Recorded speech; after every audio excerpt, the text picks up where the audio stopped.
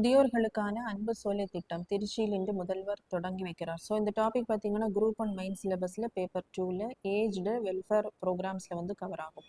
So மூத்த குடிமக்கள் நல்வாழ்வை மேம்படுத்த, அதே மாதிரி வீடுகளில் உள்ள முதியோர்கள் மனம் சோர்வடையாமல் இருக்க நம்மளுடைய ஸ்டேட் கவர்மெண்ட் முதியோர்களுக்கான ஒரு அன்பு சோலை திட்டத்தை வந்து இன்னைக்கு தொடங்கி வச்சிருக்காங்க. எங்கன்னு பார்த்தீங்கன்னா திருச்சியில தான் இது வந்து தொடங்கி வைக்கப்பட்டிருக்கு நவம்பர் 10ஆம் தேதி. ஸோ இது வந்து ஒரு 10 இடங்கள்ல இதை நடைமுறைப்படுத்த போறாங்க.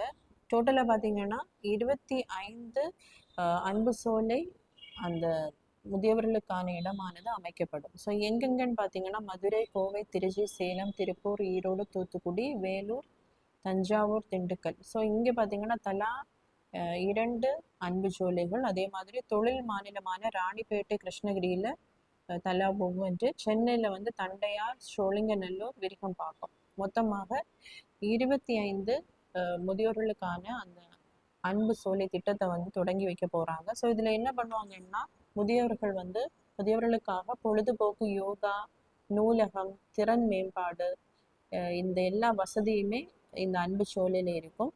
மதிய உணவு மற்றும் சிற்றுண்டி வழங்கப்படும். இது வந்து மெயினாக அந்த பிளேசஸில் தான் பஸ் வசதி உள்ள அந்த டிரான்ஸ்போர்ட் சிஸ்டம் இருக்கக்கூடிய அந்த பிளேசஸில் தான் இந்த முதியவர்களுக்கான அன்பு சோலை திட்டமானது அமைக்க போகிறாங்க.